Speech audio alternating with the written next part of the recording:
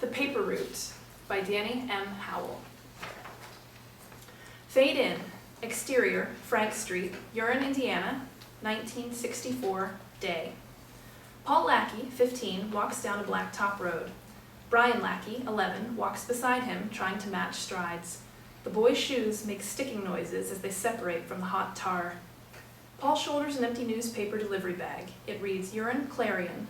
Paul carries a ledger pad.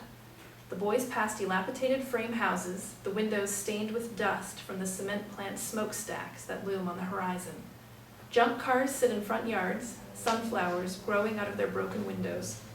Dogs sleep in the dirt and lift their heads as the boys pass. Hey, Paul, how come folks don't say urine right? They don't say the H, so it sounds like urine. Believe me, they're saying it right. Hey, Paul, look! Brian hops into a patch of roadside weeds and emerges with a black labeled beer bottle and a mud-stained calendar. Brian raises the bottle to eye level. It's only half empty. Brian, you better not. Grinning, Brian holds the bottle tauntingly close to his mouth and opens wide. Paul smacks it out of his hand. Hey! Paul grabs at the calendar, but Brian backpedals out of reach. Brian unfolds it. His eyes widen. Titties! Damn it, Brian, give it here. Look at the lady for July. Hey, your birthday's 5 days from now. No, it's not. Give me that. He finally manages to snatch it. He slaps away Brian's efforts to get it back. This is last year's calendar. My birthday's in 3 days. Brian quiets and purses his lips. How are you going to get the money in 3 days? Paul rolls the calendar up, stuffs it in his carrier's bag, and heads down the road. Brian hurries after him. Hey, Paul, who's next? You know who. How much does he owe? A lot. Enough for rent, maybe? Stop worrying about that. You don't have to pay till you're 15. I ain't worried.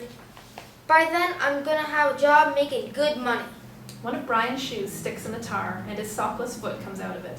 He grabs the shoe and hops after Paul. Wait up! Will Dad kick you out for real? You did, Eddie. I don't remember that. How come? Because you're too little, Dorkweed. I was not. Topping the hill, they come upon two frame houses facing across from each other. One neat as a pin, the other warped and sagging, its yard displaying a historic appliance exhibit. I don't know why old man Nenox even gets the paper if he doesn't know how to read. He likes to piss on it. Exterior, Hogsett House, day. Mrs. Hogsett, 70, peeks out her front door, listens, then steps out gingerly and eases onto a porch swing, fanning herself with a balsa wood fan that sports a picture of Jesus. Exterior, Enoch's house. Roscoe Enochs, an old coot in the John Carradine tradition, comes out onto his porch. Grinning, he aims his rifle. Exterior, Hogsett House. A rifle blast sounds. The porch swing chain breaks, spilling Mrs. Hogsett onto the floor. She scrambles inside just before the next blast. A quarter-sized hole appears in the doorframe, which is pockmarked with other slug craters. Exterior, Enoch's house. Paul and Brian stand in the road watching Roscoe go back inside. I'm thinking now is not the best time to collect. Shut up and wait here. And don't try to play with Mike. Mike, a large monkey, patrols the Enoch's front yard, chained to a tree. Seeing Paul, he screeches and bares his teeth. Paul gives Mike a wide berth on the way to the front door. Old car parts and abandoned appliances clutter Roscoe's front porch. Paul bangs on the door, rattling the glass. Roscoe sticks his head out. He squints at Paul, then snorts. I know you. Snot-nosed lackey kid. I always throw my paper in the yard. I come to collect, Mr. Enochs. You throw my paper in the grass where it sits in the dew and the monkey shit, and you expect me to pay you. I aim for the house, but Mike always swats it down. Roscoe steps out, rifle in hand. He aims the rifle at Paul. Boy, you better get before I teach you a lesson about hitting what you aim at. Paul backs away, his eyes on the rifle. He turns and runs down the street, Brian hurrying after, while Roscoe laughs. Exterior, Main Street, day. Main Street is one way. Dogs sleep in the left lane. Paul and Brian pass storefronts with tattered awnings and faded signs, and trash cans with painted lettering. City of Urin, Christ is our Savior. Front of pool hall. Fake wooden columns frame thick glass with gold lettering reading Recreation and Ammunition. A screen door bears a picture of a pack of cigarettes, captioned, "Come in, it's cool inside." Leroy Hunsucker, 17, leans against the storefront. A pile of cigarette butts lies by his feet. Down the street, Brian sees Leroy and pulls at the back of Paul's shirt. He scares me. Leroy's alright. Besides, he's already had his fight this week. Front of pool hall. Leroy takes a big drag and exhales a smoke ring. He eyes Paul and Brian approaching him. Hey, Bobsy twins. Hey, Leroy. Paul walks up to Leroy. Brian hangs back. I heard you stabbed a kid 17 times the other night. Maybe I did. How's come you stabbed him 17 times? Leroy grins. He's missing some teeth. Hey, it was my birthday. One for each year. Besides, once I started, I felt so good I couldn't stop. Leroy flicks another butt onto the sidewalk and grabs a cigarette pack from the roll-up sleeve of his t-shirt. You been in Fats? Paul nods towards the entrance. Shit, yes. I was wanting a game of snooker, but there wasn't nobody there but old Zeke. You see your dad inside? You needing your daddy, are you? Just need to know where he ain't. Interior, pool hall. Dim fluorescents hang low above dusty tables covered with mold green felt. Dark stains cover the wood floor. Along the wall, battered brass spittoons sit beside wooden benches. Paul and Brian step in, the door crashing shut behind them. They blink as their eyes adjust to the light. Way in the back, Zeke Eiley, 60, peers up from behind saloon doors. Above him, a carved wooden sign reads, "Toilet."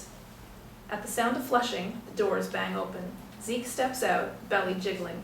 As he walks, he runs his fingers through hair as greasy as the pool room floor. Hey!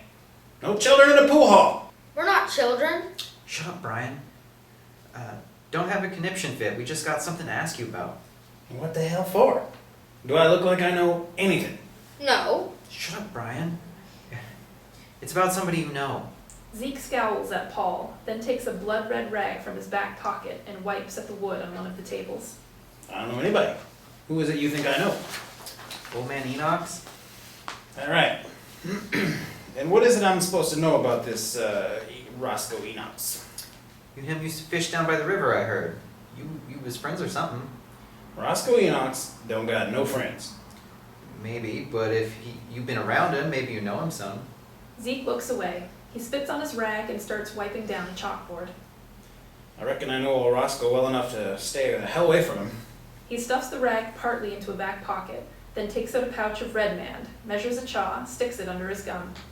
What the hell you want to know about him for? Paul hesitates. You know how Roscoe likes to take pot shots at folks? You ever hear tell of him hitting anybody? Zeke spits, missing the spittoon. He's a mean rat bastard and a good shot.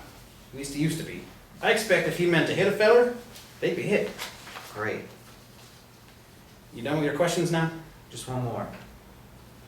Shit firehead. You ask more questions than a wife on payday. What is it? Where'd he get the monkey? Zeke stops cleaning and looks down, his face lost in memory. Mail order. After Rosemary left his sorry ass for good. Must be 13 years now. The front door opens. Zeke regains his scowl. Now get out of here. No children in the pool hall. Exterior, Frank Street. Paul and Brian walk slowly along the deserted street. You think Dad's home yet? Brian, I'm trying to think. Did you kill those kittens yet? Exterior, Lackey House, night. Paul and Brian approach a small frame house that rests on cinder blocks. The yard sports patches of dirt where the grass won't grow. A battered black pickup sits on a spot of gravel. Let's go around the back. Exterior, Lackey House, back porch. Paul motions Brian to wait, then steps lightly onto rickety porch steps. He kneels by a cardboard box where a mother cat nurses kittens. They mew loudly as Paul picks the mother up. Paul grabs a gas can, unscrews the lid, sprinkles gas onto the porch. The smell sends the mother cat running. Paul takes the box of kittens to the backyard, Brian following. Dad told you to kill him yesterday. And with a rock, not with gasoline. Figured a way around it, I think. She won't leave him in the open, and she won't bring him back to the porch because of the smell. Paul backs toward the porch, towing Brian by the arm. After a moment, the mother cat comes up to the box. She hesitates, then takes a kitten in her mouth and trots away toward an open field. She's eating her young. No, that's how mama cats carry their babies. She's taking it somewhere safe. Pretty soon she'll be back for the others. Paul walks up to the back porch door, holds it open for Brian, who stares a moment at the field, then turns to go in. Interior, Lackey House, kitchen. Ancient appliances, sink with a hand pump, a single light bulb on a frayed cord dangling from the ceiling. Bill Lackey, 50, sits at a yellow formica table sopping gravy. He has a slight paunch, a burr haircut, and a face permanently creased in a sneer. Paul and Brian walk up to the table and stand behind chairs where fiesta-ware plates have been set out. Where the hell have you boys been? Your chicken necks are getting cold. The boys sit in unison. Been collecting. Dad, we still got a little problem. Your mother's in the back bedroom with one of her sick headaches. And we don't got a problem. You do. Your rent's due in 3 days. And don't forget, you owe from last month. I may not have it all. Old man Enoch's pulled a gun on me when I tried to collect today. Lackey slaps his hands on the table, rattling plates, and points at Paul with a chicken neck. You got more than the paper route. There's a dog catcher, pays $1 for each stray you bring him. There ain't no strays left to catch. The hell there ain't. You see a dog chained up somewhere, you unchain him. You got a stray. Can't do that. How come I have to work and you don't? Lackey throws the chicken neck at Paul, who catches it. They lock stares, then Lackey backhands Paul in the face. Paul falls backward, crashing to the floor. Lackey stands over him, fist raised. Paul stares back from the floor, on his elbows, waiting. Dad, don't! Lackey starts toward Brian, his fist still raised, then stops in mid-path. The hell with it. Lackey storms out. A door slams, followed by the gunning of a truck engine, the sound of gravel spraying, and a receding whine that changes pitch with a shift of gears. Paul stands, starts picking up shards of fiesta-ware. Go see Mom, Brian. Why don't you come see her too? It's you she'll be wanting. Besides, I seen her enough. Brian watches Paul for a moment, then turns and slowly opens a knobless door. Interior, Lackey house, bedroom. Brian leaves the door open enough so that the light from the kitchen lets him see. He sits on the bed next to Stella Lackey, 40, hair bedraggled, a washcloth over her eyes. A nightstand overflows with pharmaceuticals. Stella removes the cloth to reveal dark circles under her eyes. That racket. Feels like someone's driving a stake through my skull. Her eyes focus on Brian. Come brush your mother's hair. Brian takes a brush from the nightstand, sits on the bed, and begins gently brushing her hair. Mom, Paul don't have enough money to pay rent. Is he gonna have to move out? Sooner or later all my boys leave me. But I couldn't stand it if you left. Say you'll never leave me. Interior, Lackey house, kitchen. Paul puts away a broom as Brian returns. What kind of shape is she in? She wants more of her medicine. Christ, if she takes any more, but more than she won't know the hell anybody is. But she needs it. She can't help that she has headaches. Paul opens a cabinet, sorts through a sea of drug containers, tosses one at Brian, who misses the catch. Pills scatter. Brian scrambles to pick them up. God damn it, Brian, don't you dare give her any more than one. You should go in and see her. You stay with her. I gotta get out of here, at least for a while. Dad better not come home and find you gone. You worry about your own ass. Paul grabs a chicken neck from the table and lets the door slam behind him. Exterior, Lackey house, back porch. Paul kneels by the mother cat and feeds her the chicken neck. Exterior, Baker Street, Worley house, night. Paul walks a lonely stretch of road toward a lighted porch, where Barb Worley, 16, sits picking blood-gorged ticks off a mutt and throwing them in a metal milk box. She would pass for the girl next door if not for the bruises. Hey, Barb, Barb continues pulling ticks without looking up. what you gonna do with those ticks? Watch. Barb fills the box with wadded newspaper, lights it with a match, shuts the lid. Soon, ticks begin to explode. So did you come to window peek again? Told you that weren't me. I got troubles, I guess. I like hearing about somebody else's problems. Takes the mind off. Your problem got a name? Roscoe Enoch's. That's everybody's problem. Did you know he's my cousin? Christ, didn't think you came from anybody human. Is everybody around here related? Just about. All these little hill towns were settled 150 years ago, and since then, they've all married local. It's got where you can tell what town folks are from by the slope of their foreheads. So, what's up with cousin Roscoe? He owes me money. I think if I ask him for it again, he might just shoot me. Paul kicks at the smoldering milk box. Another tick pops. You're better off broke than shot. I just don't like living scared of him. Barb gives Paul a tired look, then turns away. Yeah, well, unless you can pretty much beat the shit out of folks, living scared is your next best bet. Crashing sounds come from inside the house, accompanied by muffled shouts. Barb sighs and stands up. I tell you what I think. If you want something from Roscoe, you can't be asking, you gotta be taking. What's he got that's worth taking? I don't know, tools maybe? He tinkers a lot in that garage. Maybe he's got stuff in there worth swiping. Ain't you ever been in there? One time. And as soon as he saw me, he chased me the hell out. I just got a glimpse, but I thought I saw something. More crashes come from inside, accompanied this time by the sound of glass shattering. Barb turns toward the door. I gotta get back in there. Wait up. Barb keeps walking toward the door. Paul catches up to her, reaches out, touches her shoulder. Barb turns reflexively and backhands him in the face. I'm sorry. It's all right. Barb gives him a half smile and hurries inside. Paul turns and walks back down the road. Exterior, Enoch's house, night. Light from a street lamp filters through the pitch-black night. Paul crouches beside the tree that Mike's chain is attached to.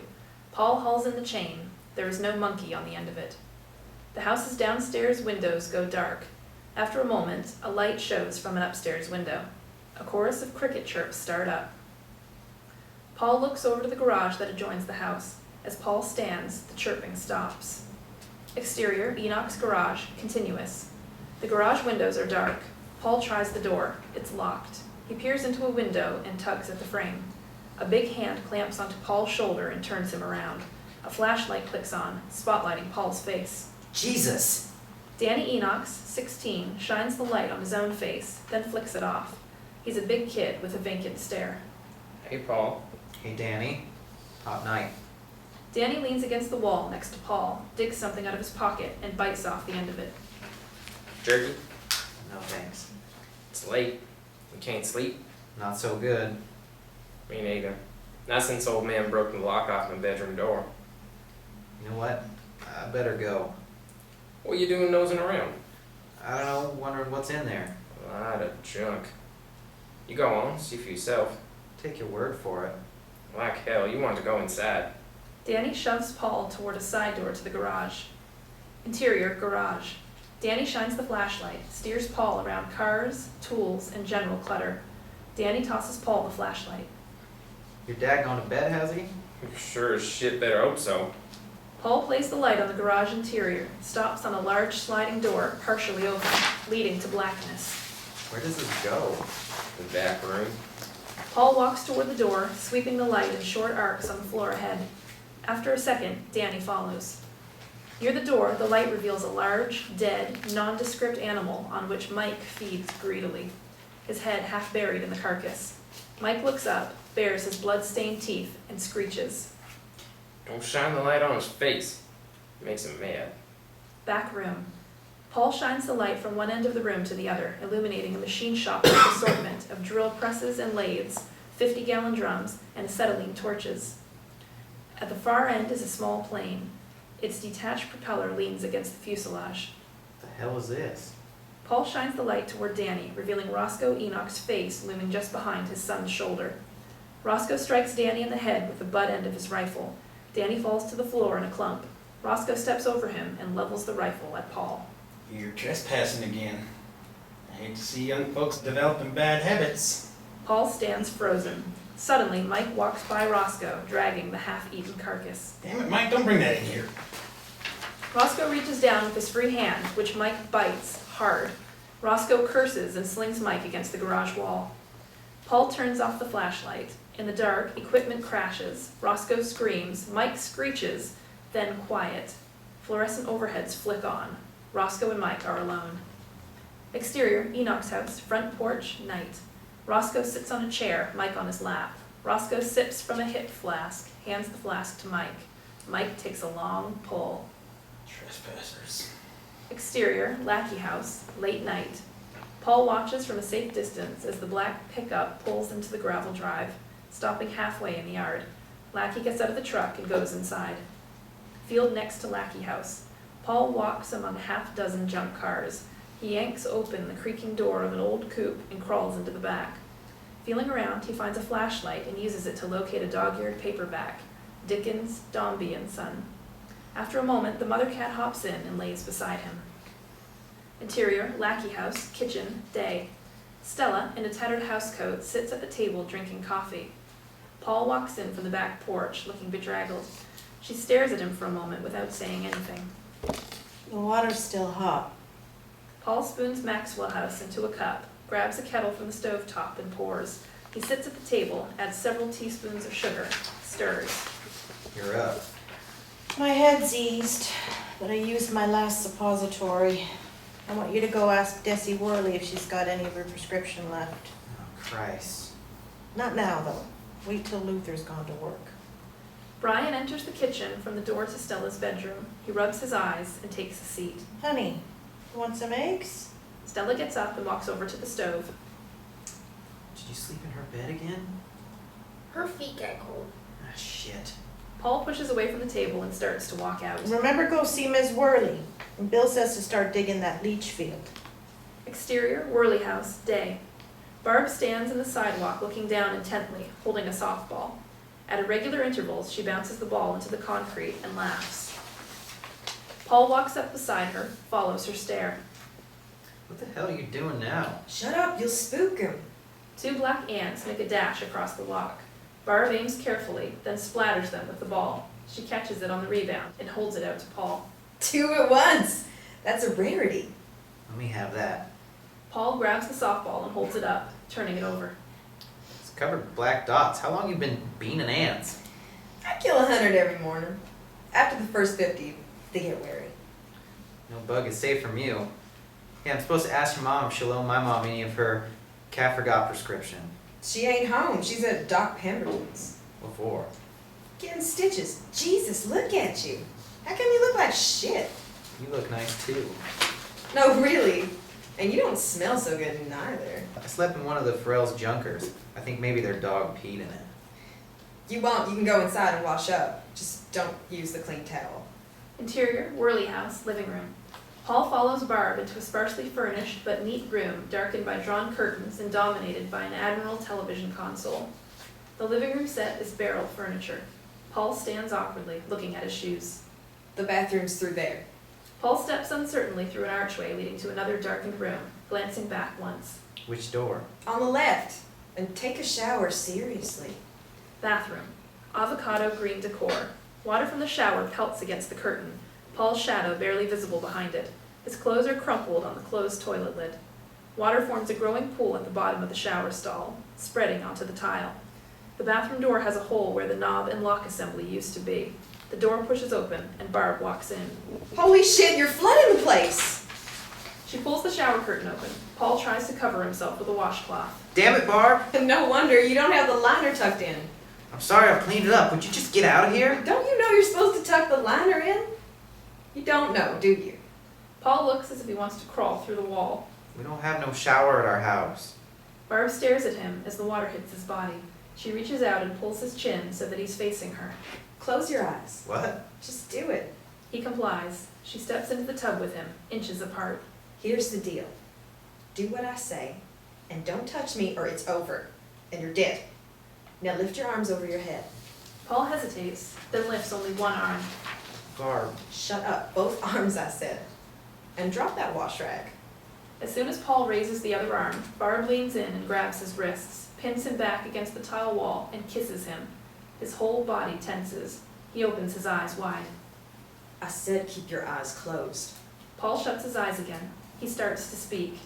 No talking, damn it, or it's over. And don't touch. She moves in closer to him, still keeping his arms pinned. Her shirt becomes transparent under the stream of water. Interior, lackey house, living room, day. Sunlight streaming through the window barely permeates through a thick cloud of cigarette smoke. Stella sits in a vinyl Barcalounger, its armrest dotted with cigarette burns. As she chains smoked Chesterfields, Brian kneels by a cheap coffee table and spins a Lazy Susan around. Stella strains, reaching for a Bakelite radio. Brian jumps up, turns it on for her. Soon an announcer begins chattering away about broadleaf herbicides. How's your head, Mom? Oh, if I could only get through one day with some peace, I'd be ready for heaven. Do you think I could go out for a while? It's a nice day. It's awful greasy. With all that cement dust in the air, before you know it, you'll be sick with the bronchitis. Now, how will I ever pay the doctor bills? I won't stay out for long, and I promise not to breathe too much. Stella starts a coughing fit. When it's over, she spits into a crumpled tissue. Wouldn't you rather stay and read the Bible to your mother? I'll read it to you when I get back. Brian starts at the door and nearly runs smack into Eddie Lackey, 18, gangly, a cigarette dangling from his lower lip. Eddie looks down at Brian and raises his eyebrows. Brian steps out of the way. Stella hauls herself up from the Barcalounger. I thought you was going to quit smoking. You ain't laid eyes on me in a year, and that's all you gotta say. She turns away and heads toward the kitchen. You want some coffee? What are you doing here, Eddie? Eddie doesn't answer, but follows Stella into the kitchen. Interior, kitchen. Eddie pulls a chair out, turns it around backwards, and sits.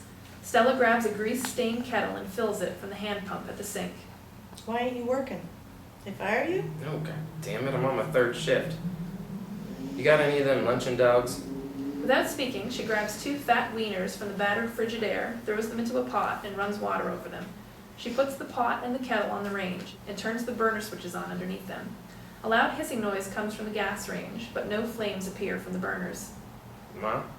Standing over the stove, Stella jams a new cigarette into her mouth and strikes a match repeatedly without success. You better eat and get before Bill comes home.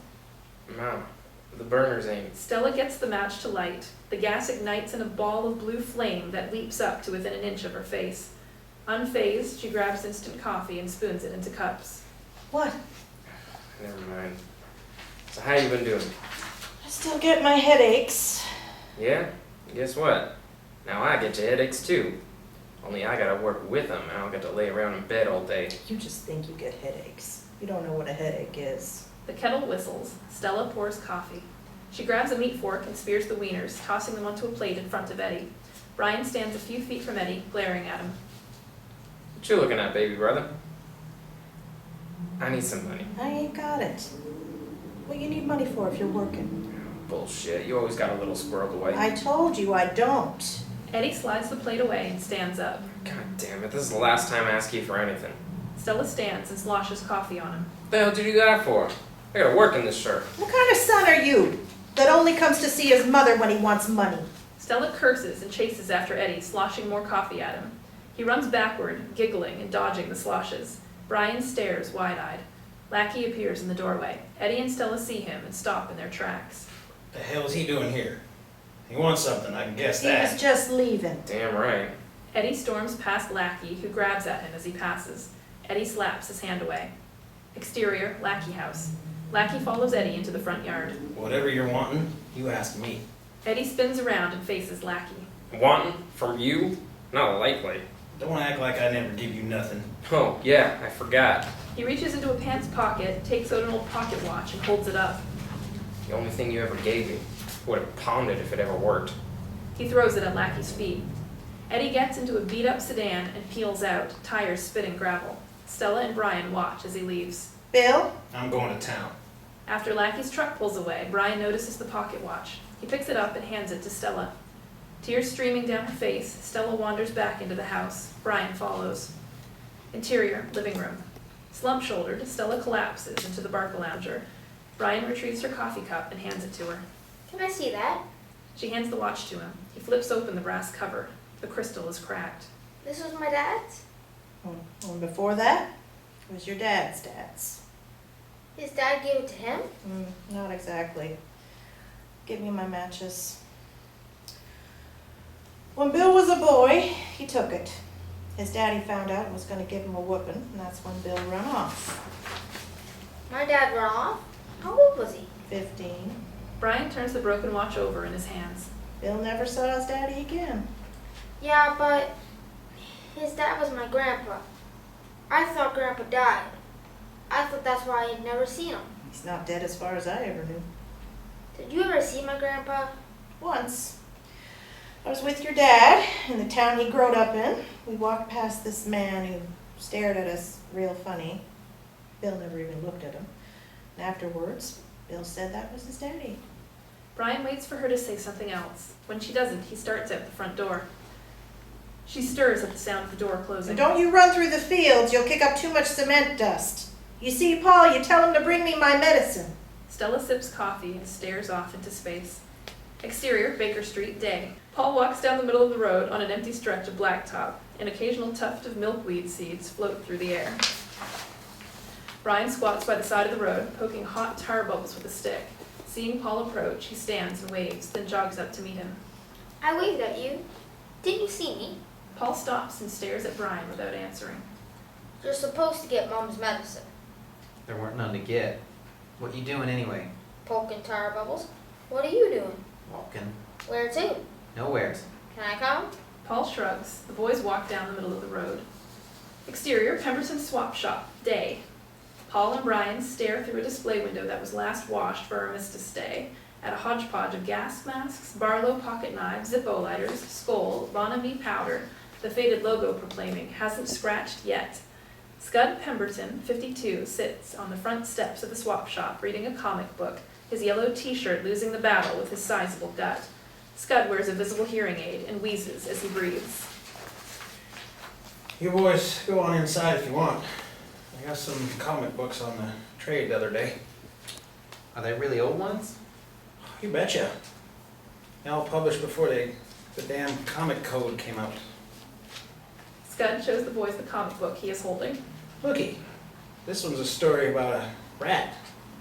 Eats half the face off of some woman. I like to shit my britches. All right. The boys hurry inside. Interior, swap shop. Paul and Brian pore over used comics while Scud putters. Phil Hawkins, 63, walks in. He wears a faded blue police shirt, a badge clipped to the pocket. He's well over 6 feet, but walks hunched over and looks like he's wrestled one drunk too many. His face is scarred and lined. He sets a large metal bucket full of pennies on the floor. How you doing there, Scud? Guess poor Chief. How's yourself? No damn good, Scud. It's meter emptying day. The damn arthritis hurts like a bitch from hauling these pennies around. You want a chocola? Nah, they give me gas. Yeah, everything did me gas. I don't want to hear about it. Look here, Scud, this is an official call. We've been getting complaints about you. Is that right? Yep. Folks are saying you're running stolen televisions out of here. The wall behind Scud is stacked floor to ceiling with TVs. You don't say. That's right. Next Tuesday, we're gonna have to raid you. Phil lifts the bucket heavily. Scud watches Phil walk out, then turns and looks at the TVs. Hey kids, y'all want something to do besides stand around here? You can move these here TVs back to the storeroom. Paul and Brian walk over and eye the mountain of sets. What do we get if we do? And give you each one of them comics. Oh hell, Scud, I really need me some cash money. And I really need the love of a good woman. But you take a look at me and tell me how likely I am to get it. Come on, boys. Help me out here. I'll throw in some beans off the hot plate. What the hell, it's something to do. Wheezing heavily, Scud hands TV sets down to the boys. Hey Scud, you ever hear tell of Roscoe Enoch's having himself an airplane? An aeroplane? I never heard of anyone in this town having himself an aeroplane. Where are you getting such a foolishness? I don't remember. I must not have heard it right. Storeroom. Paul and Brian, sweating and panting, haul TVs into a back corner of a windowless, junk-filled room.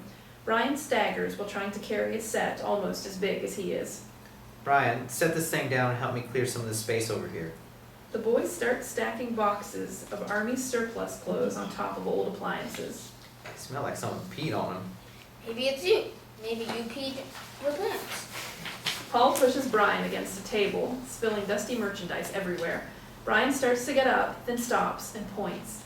Look at this. He holds up a long knife handle with a cracked, ornate cover. Let me see it. No way. I found it. Give it here, chicken shit. Paul snatches it. He presses a button on the side and a rusty blade springs out. A switchblade! He closes the blade. Looking around, he stuffs the knife in his pants. What the hell, we're being unpaid anyway. It's mine, by right. Yeah, well, it's mine by might. I'll give you something for it. Brian takes out the pocket watch. Paul snatches it. That's a watch. Where'd you get this? Give me the knife and I'll tell you. It's broke. Paul puts the watch in a back pocket. Exterior, Frank Street, day. Paul and Brian walk slowly uphill. Paul takes folded newspapers from the nearly empty shoulder bag and tosses them onto yards and porches. Hey, Paul, let me throw the last one. Alright, but aim this time. Grinning, Brian grabs the last paper and flings it.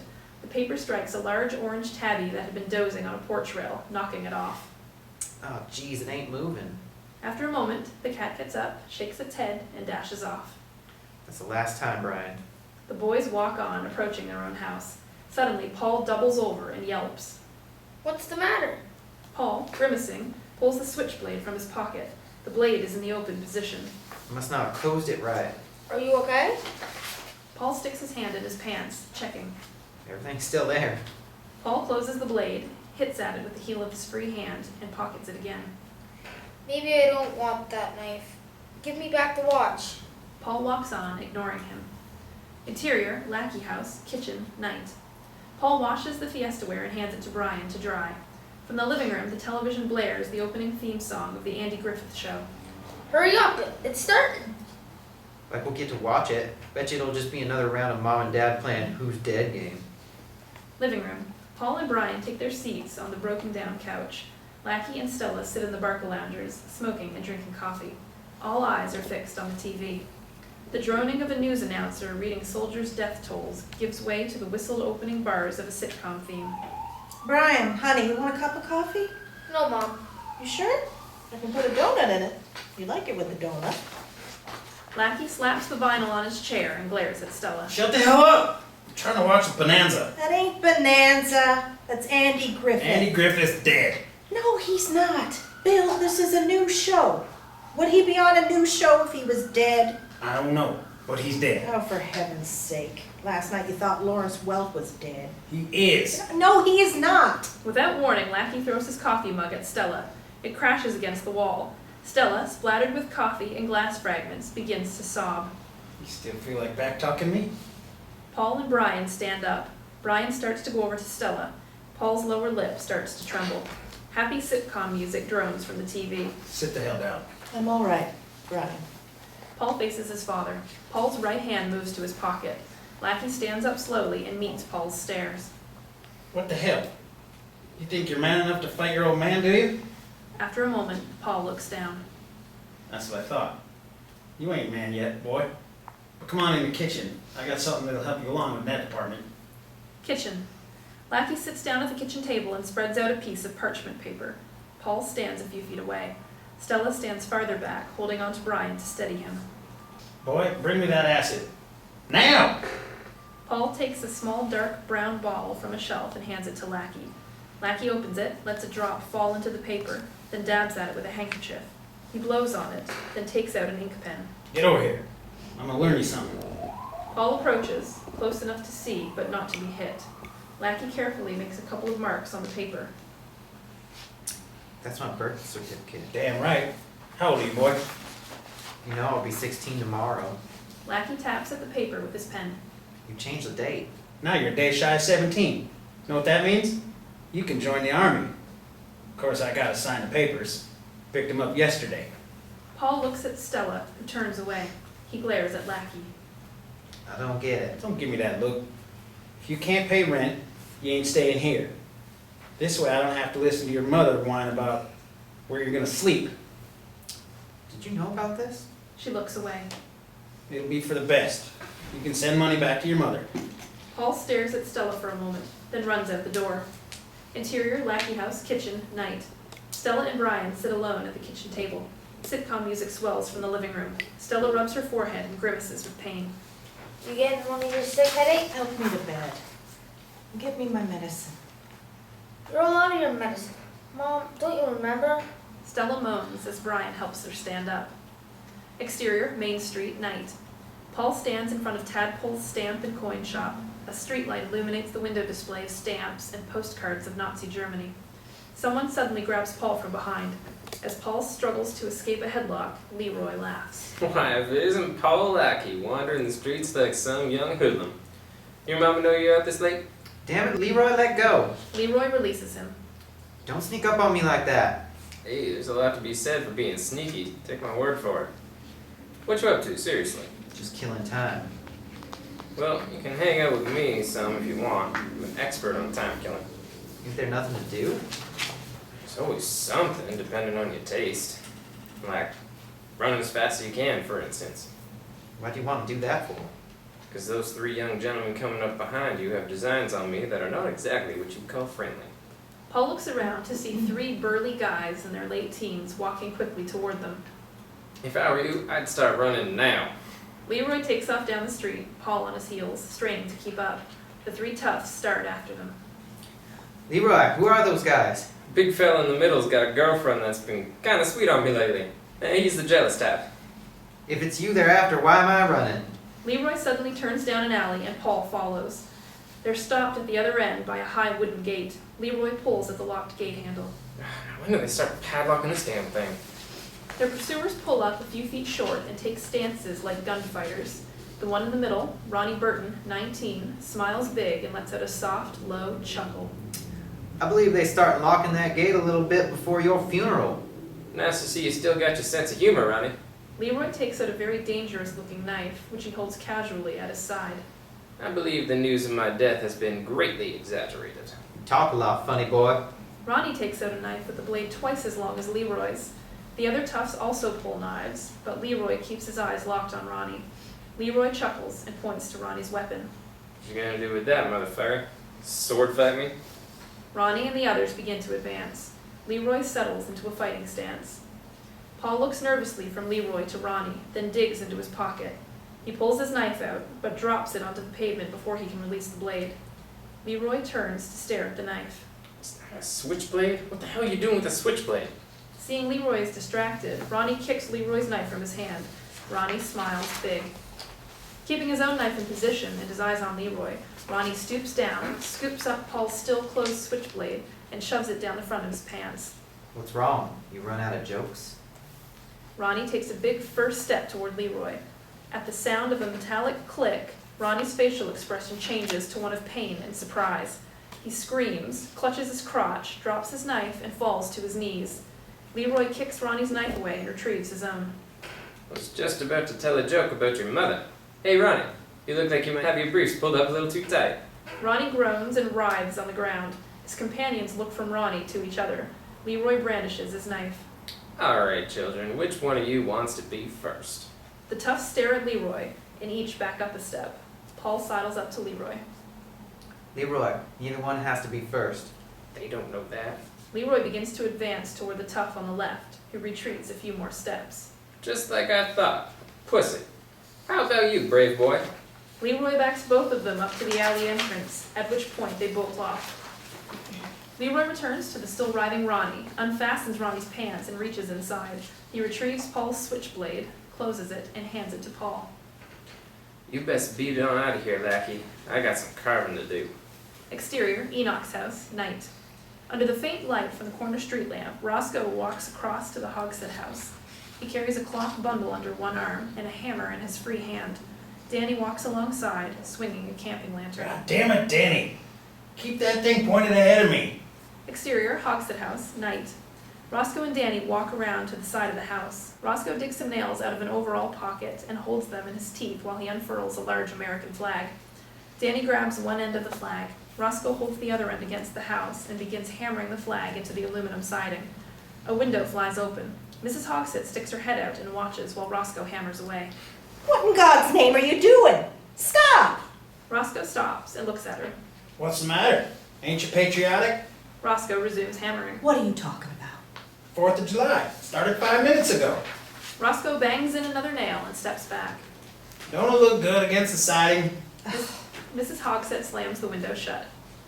Exterior, Lackey house, day.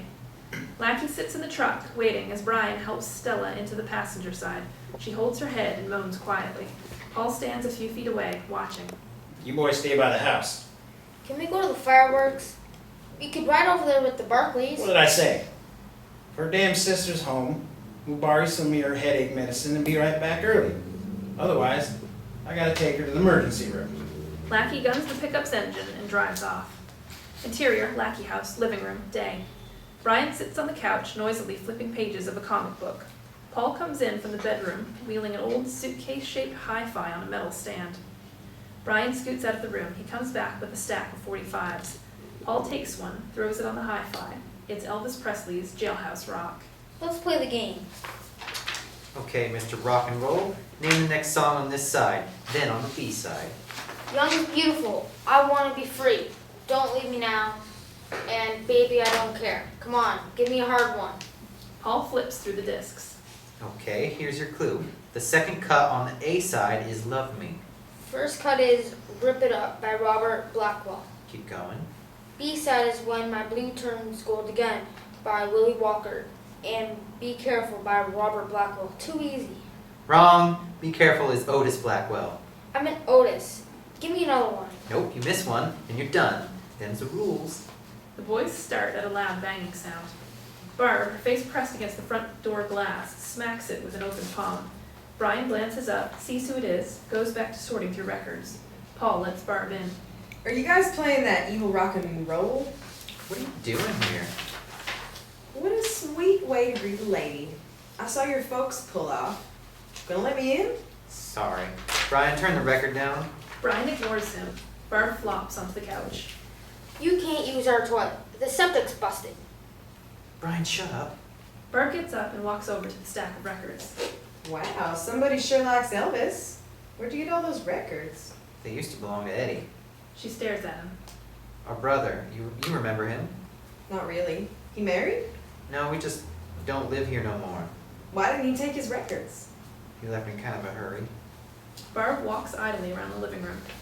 So, when your folks due back? Any minute. Don't pay him no attention. They won't be back till tonight. How you gonna get over to the fireworks? We ain't. We supposed to wait here till they get back. Maybe we can make our own fireworks. Brian turns and looks at Barb with interest. You got bottle rockets? Black cats? Not that kind of fireworks. Hey, Brian, don't you have somewheres you want to go, like somewheres outside, maybe? I'm playing records. Brian turns the sound up on the hi-fi. Paul jumps up and turns it down. Damn it, Brian, cut it out. Look, why don't you go out for a while? Oh, geez, you're putting me out so you can be with some girl. Brian stomps over to the couch. He grabs his comic book and rolls it up. After that makes you join the army, you won't be the boss of me. Brian slams the door as he leaves. I think I pissed the little guy off. What was he talking about? A birthday present. Take a look in the kitchen. Barb walks into the kitchen. I can't see. Where's the light switch? Kitchen. The drawn shades make the room dark. Barb squints at a paper on the kitchen table. Paul walks in, reaches for the naked bulb hanging over Barb's head, and screws it in until the light comes on. They both stare at the paper. Exterior, Enoch's house, day. Roscoe sits on his front porch looking at a magazine. He looks up to see Brian standing in the road, watching him. Get on out of here, boy. Brian stays put, watching. Well, if you ain't gonna get, come on over then. Brian takes a few steps. Come on, damn it. I ain't gonna bite. Brian walks up to the porch. Standing a couple feet from Roscoe, Brian shifts his weight from foot to foot. Your brother sent you here to try and get that money, did he? I don't care nothing about that. You don't? Well, sit down then. Brian keeps his eyes on Roscoe as he sits next to him in a splintery captain's chair. Brian unrolls his comic. Here's something better than that old comic book. Roscoe holds his magazine up, letting its centerfold drop. Brian's mouth opens. Bet you ain't never seen titties before. I have too. Shit, you have. I mean real ones, not pictures. Bet you never drunk whiskey. Sure I have. Uh-huh. I'd drink some right now if I had it to drink. Come on then. Brian follows Roscoe off the porch and over to the garage. Interior, lackey house, bedroom, simultaneous. Barb hops onto a queen-size poster bed. Paul stands near the door, shaking his head. Not my mom's bed. Did I say you had a choice? I think I need to take you to obedience school. Now get your skinny butt over here. Barb holds up a pair of handcuffs. No way. Barb dangles the handcuffs and bounces, making the springs squeak rhythmically. Oh, Jesus. Interior, Enoch's garage. Roscoe sits on an old car seat, drinking from his flask. Roscoe hands the bottle to Brian, who closes his eyes, gulps the bourbon, and begins to cough and gag. What's the matter, boy? Must not be my brand. Brian walks over to a work table. Light bulbs, half filled with liquid, are lined up on the tabletop. What are these? Brian starts to reach for one. Seeing him, Roscoe grabs Brian's hair and pulls him backwards. Ow! Don't touch, boy. Why not? You ask a lot of questions for a chicken shit little kid. Alright, you wanna know so bad? Come on then. I can't. I gotta go. The hell you do. Roscoe grabs Brian by the hair and drags him along through the back of the garage. Brian howls with pain, but cuts off in mid-scream when they pass the airplane. Is that a real plane? It don't work. Shut up and come on. Exterior, behind Enoch's garage. A rifle leans against the garage next to the rear door. The door slides open and Roscoe emerges with Brian. Roscoe lets go of Brian's hair and picks up his rifle. Ouch, damn it. What's the gun for? You'll see soon enough. Walk on out that old maple. What for? Because maybe there's a jar of buried treasure on the other side of that tree. And maybe if you find it, you can keep it. You can take it to your brother, the one that wants the money so bad from me. I told you I don't care if he gets his stupid old money. Well then, you can keep it. I don't give a shit. Just get over to that tree. What would you give me the treasure for? 'Cause, boy, if you can get to that jar and make it back here with it, you'll have earned it. I don't get it. You will. Now get. But if you hear me whistle, you stop walking. Roscoe levels the rifle. Brian starts toward the tree. When he is about 20 feet shy of the trunk, Roscoe whistles. Take about 10 steps to your left. What for? Just do it and I'll show you. Brian sidesteps 10 paces to his left. Roscoe aims the rifle just ahead of where Brian was standing before and fires. An explosion sends dirt flying and leaves a small crater. There, Mr. Gotta Know Everything. That's what those little light bulbs are. Nitroglycerin. Got them buried out back here, just under the dirt. You step on one and break the glass, up you go. Brian stares at the crater, then at Roscoe. You got a clear path to the tree. At least I think so. I can't remember where they all are. Anyways, you find that jar, you keep it. But you watch your step walking back. Interior, lackey bedroom, a few minutes earlier. Paul, handcuffed to the bed with his shirt unbuttoned, looks wide-eyed and nervous. Barb sits astride him wearing just a bra and panties, her chest crisscrossed with dozens of old cut scars. She holds a razor blade. I'll just do a little one since you're a beginner.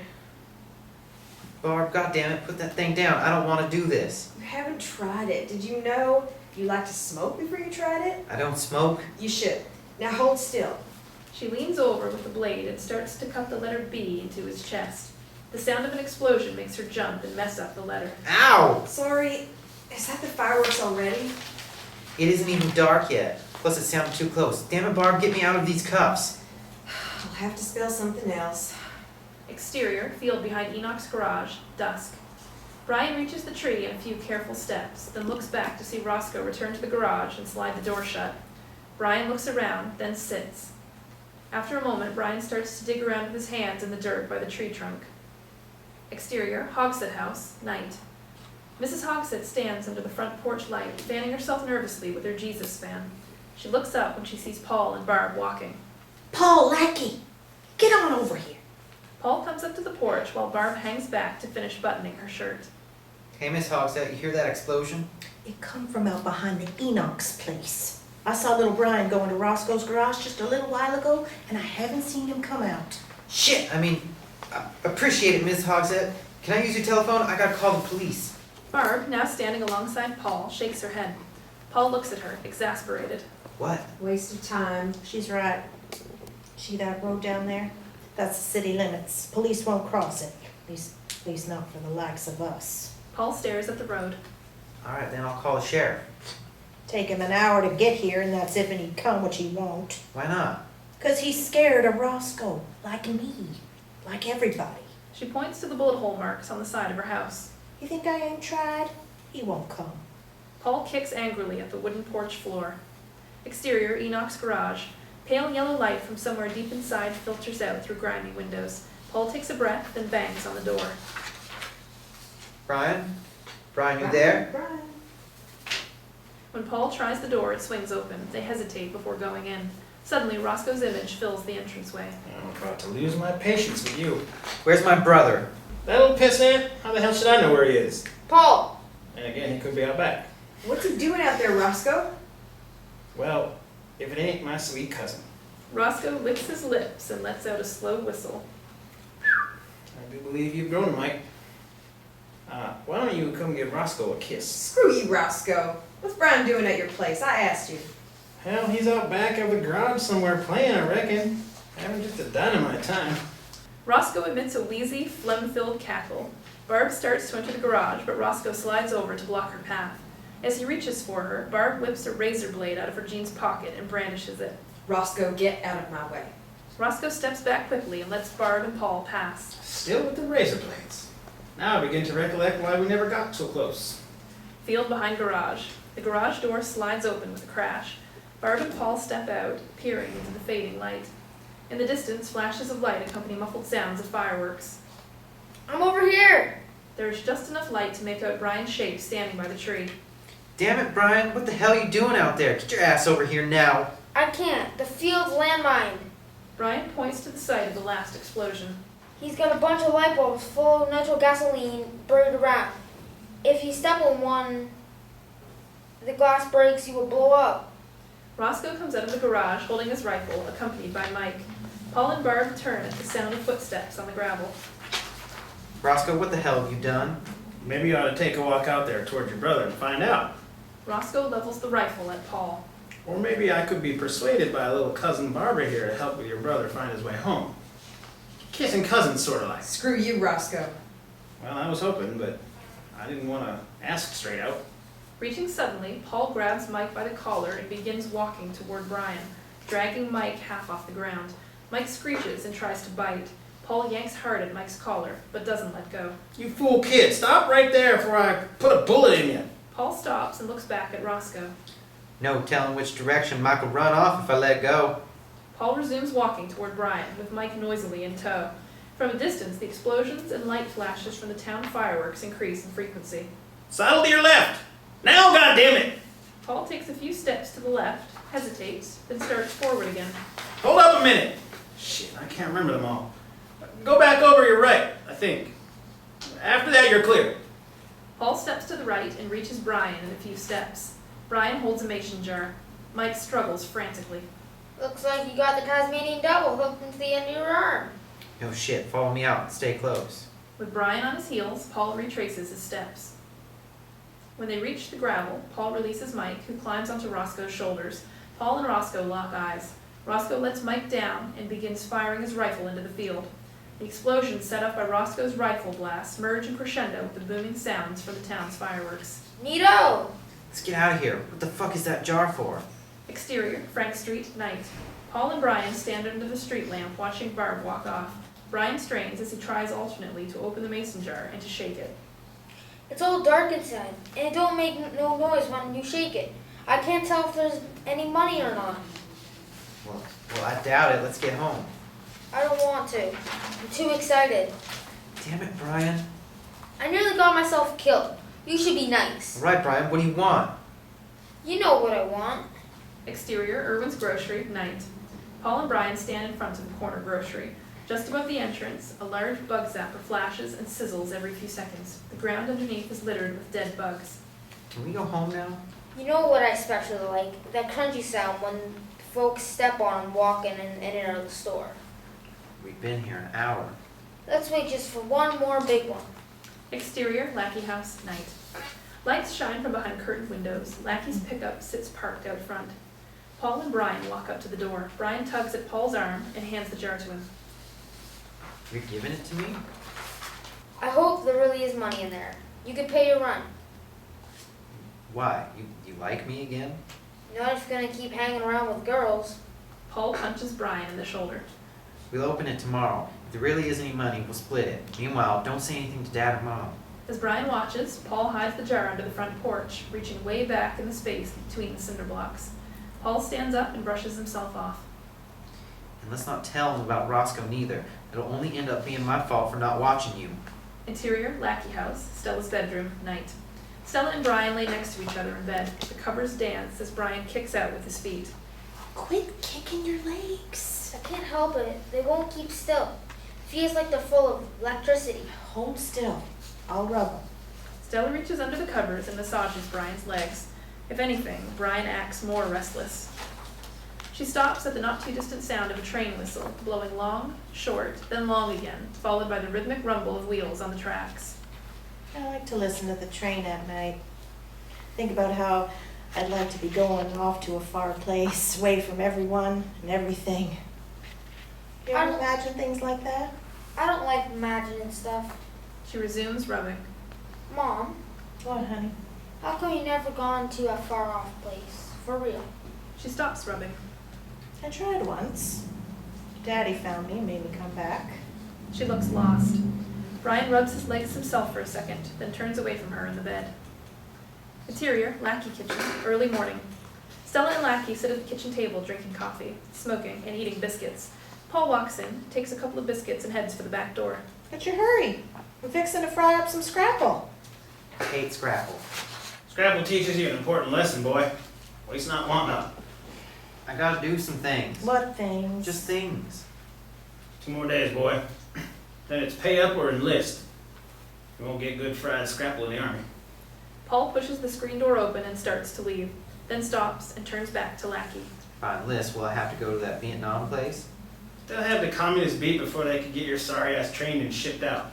What if they don't? This is your doing, woman. Teaching them boys to borrow trouble. Go on and get if you ain't staying for Scrapple. Exterior, Lackey backyard, day. As Paul walks down the back porch steps, he sees Brian in the yard. A noticeable bulge protrudes from under Brian's shirt. Paul tosses Brian a biscuit, which he drops. The mother cat pounces on it and drags it off. Nice catch. There goes your breakfast. Ha ha. How was I supposed to catch it without dropping this? Brian pulls the mason jar out from under his shirt. Did you open it yet? It's stuck. I was gonna bust it open. Nah, let's take it over to Barb. She's bound to have something to open it with. Exterior, Whirly House, day. Barb sits on the front porch, painting an oily black substance onto a mutt. As Paul and Brian near the porch, Brian waves a hand in front of his nose. What stinks? It's flea ointment. I made it myself. I'm gonna paint the dogs with it. That's real nice, Barb. You know a good way we can get this mason jar lid unstuck? Holding his nose with one hand, Brian holds out the jar. That's right. You got to see if whatever's in that jar was worth little Brian here almost getting his skinny ass blown to shit. Yeah, well, I'd rather have my skinny ass than a big ol' ass like yours. You shut your mouth or I'll hold you upside down and pour flea ointment in your crack.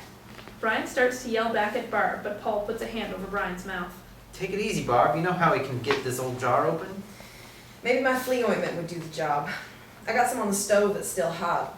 Barb goes inside, then returns right away carrying a ladle. Okay, now hold it out so as I can pour this stuff on where it'll get inside the lid. Brian holds the jar tight with both hands. As Barb pours, the boys make gagging noises. Jesus, that stinks. What the hell's in there anyway? Oh, fish grease mostly. Barb stops pouring, then uses the bottom of her shirt to grab the hot jar lid. After a moment, it opens, with a dark, jelly-like blob falls out, hitting the sidewalk with a wet plop. What the hell? It looks like snot. Maybe Roscoe's idea of a sick joke. Thought sticking you in the middle of a field full of nitro bombs was Roscoe's idea of a sick joke. Wait a minute, I see something inside the goop. Let's pour some fish grease on it. As Paul and Brian groan in protest, Barb sloshes hot grease onto the viscous mass. The goo quickly melts away, revealing a small pile of coins. It looks like maybe a couple bucks worth. Hey, this money's funny looking. Paul picks up one of the coins, juggles it a few times till it cools down, then holds it up. This money's old. Real old. Stinky. Shit, we're all stinky. Maybe you want to take a shower. No, I mean, I don't smell that bad. A sure as shit it does. No, it don't. Besides, we gotta go. Paul gathers the coins up and the boys head off. Barb licks fish grease off her fingers as she watches them walk away. Exterior, Urine Carnegie Library, day. A Greek temple of a building, its broad steps and limestone columns set it apart from the adjacent wooden storefronts. As Brian grasps the brass handle of the huge front door, Paul holds him back by his shirt. Look, we're just gonna find the coin book. We're gonna say nothing to nobody, you understand?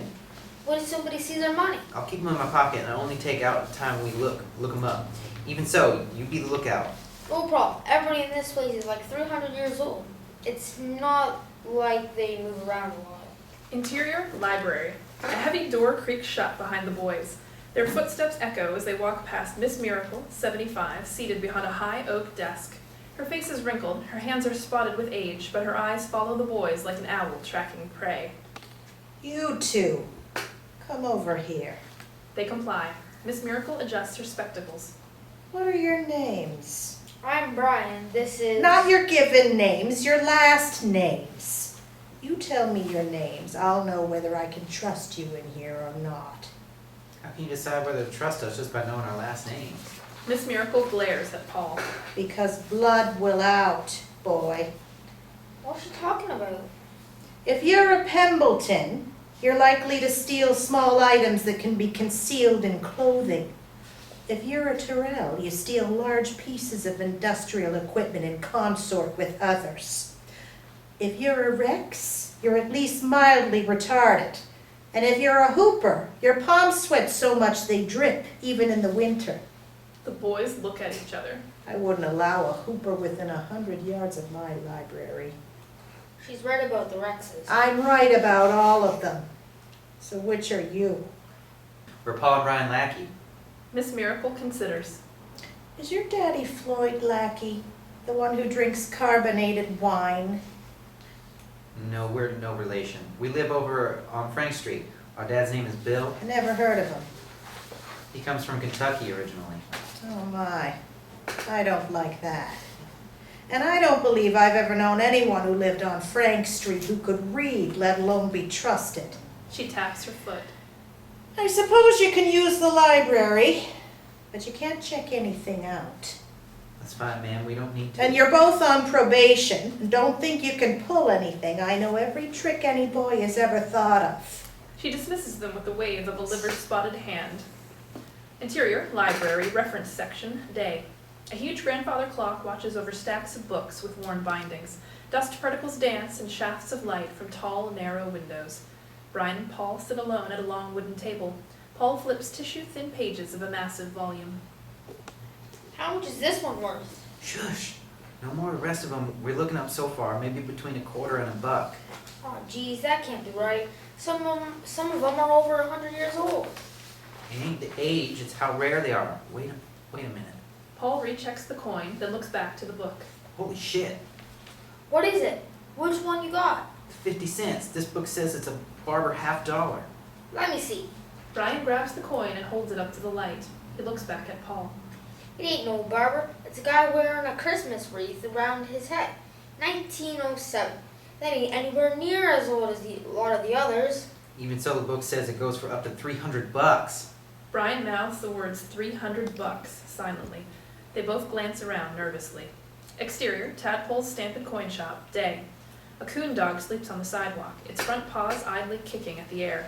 The boys step carefully over it. Interior, Tadpole's, continuous. Tadpole Harshaw, 55, rotund and red-faced, sits on a stool behind dirty glass cases filled with wrinkled display sheets. He sops a plate of partially congealed red liquid with a slice of white bread. As the boys enter, the phone rings. Hello, this is Tadpole. Tadpole reaches for a saucepan and pours more red goo onto the plate. He pulls a pencil from behind his ear. No, sir, that was yesterday. Today it's Red Sox by 2. Alrighty, 20 it is. What about the Indianapolis Indians? Okay, it's your funeral. He hangs up and resumes sopping. What's that you're eating? Smells funny. Blood gravy, boy.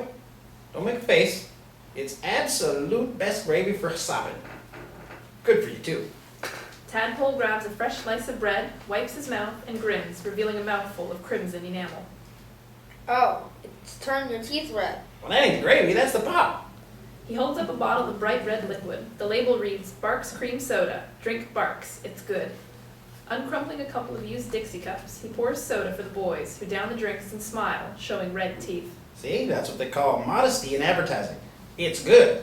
They ain't saying it's great. It stains your teeth and rots your gut. It sure is tasty. How come you take bets, Tadpole? Ain't this a hobby shop? Stamps and coins, son, not train sets and model airplanes. Tadpole wipes his plate clean with the last bit of bread. But urine ain't exactly no hotbed for collectors. So I have my side trade. You boys looking to bet or buy? Neither, we're looking to sell. Paul takes out the jar and shakes the coins onto the counter. He points to the Barber $half. This one in particular. Smells like fish. Tadpole takes out a hand magnifier and examines the $half, then rummages around until he unearths a dog-eared price list. He hums as he thumbs through it. So how much can you give us for it? Nothing. Hold on, we looked it up already. It's worth $300. The book in the library said. Retail, maybe. Not here. The dealer might give you $100 or so. We'll take it. Brian, shut up. Tadpole shakes his head. Brian and Paul look crestfallen. But I'm too small potatoes for something like this. I sell Harris catalog. Do a little approval business, that's all. You gotta take this to the coin exchange in Bedford. What about the others? Tadpole looks over the coins on the counter, moving them around with a fat forefinger. I could give you $5 for the rest of the lot. If you already looked them up, then you know they're run of the mill. We'll take it. Damn it, Brian. All right, $5. Tadpole counts out 5 greasy ones. Thanks, Tadpole. Hey, before you go, here's some free advice. Never have milk of fish. It's a poisonous combination. Exterior train station, day. Paul and Brian stand on a dilapidated wooden platform in front of a red brick station the size of a caboose and look toward the sound of a diesel locomotive slowly approaching. So, what am I supposed to do while you're gone to Bedford? Brian, you're a kid. play, run in the field, do whatever you want. What is it? Mom always says not to. Says cement dust will get my lungs, and then if I drink water, they'll turn to rock. Well, they won't. I'll be on a train coming back at 5:20. You can meet me. How do you know what stop to get off? This train's only got one stop. Here to Bedford and back again for 50 cents. Paul takes out 2 dollar bills. Here, get some comics or something. Go on. I'll see you at 5:20. The locomotive pulls up with a screech, carrying a single old-fashioned passenger car that reads Monon in faded lettering. Paul climbs on board. Interior, train. The car is all stained wood and brass. Paul, the only rider, takes a window seat. The train starts up. Paul looks out at southern Indiana countryside flashing by. A windmill, a mail pouch barn, half a dozen skinny cattle drinking from a brackish pond. Exterior, Bedford Coin Exchange, day. Paul stands outside the store, shifting his weight from one foot to another. Compared to Urine, Bedford is a veritable metropolis, filled with sounds of trucks accelerating and muffled voices. Paul takes a deep breath and goes in. Interior, Bedford Coin Exchange. Fancy cases with curved glass display an assortment of gold and silver coins. Floyd Bruner, 70, rises from a stool in front of a roll-top desk. Parchment white skin stretches taut across his skeletal features. He seems to have no lips. We don't allow boys to hang around in here. Mister, if I was looking to hang about, it wouldn't be here, unless I was dead. You buy coins, don't you? On occasion, we purchase collectibles. Do you know what I mean by collectibles? Paul stares at him suspiciously. Rare, sought-after gold and silver coins. Nothing you'd be able to afford. Paul digs out his coin and slaps it on the counter. Ain't collecting, I'm selling. And don't you think you can hornswaggle me neither. Bruner picks up the coin, looks at it disdainfully. Well, you have a Barber $50. Typically not worth more than, He examines it more closely. what do you know? A ragamuffin walks in with a coin of some actual value. How did you come by a coin like this? I didn't steal it. It was a gift. This ain't a pawn shop. I do not traffic in merchandise of questionable origin. I already said I didn't steal it. The crazy old coot Mr. Enoch, he gave it to my brother. Roscoe Enochs? With the monkey? He's got a monkey, yes sir. Perhaps we ought to phone Mr. Enochs. He ain't got no phone. Mister, do you want to buy a coin or not? Bruner takes a pen and scribbles on a notepad, slides it across the counter to Paul, who stares at it, transfixed. I will buy the coin for that amount. It's a slight discount, considering the coin's source. $200? This is way more than even Tadpole said you'd pay. Tadpole Hardshop. I can't believe the man calls him a pneumastist. See here, I don't hornswoggle. I pay fair prices for good coins. You accept? Yes, sir. Bruner counts out a quantity of bills. Paul holds them for a moment, then rolls them up and pockets them. Exterior, coin exchange.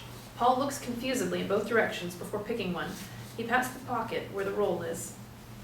Exterior, Coropolis Cafe, day.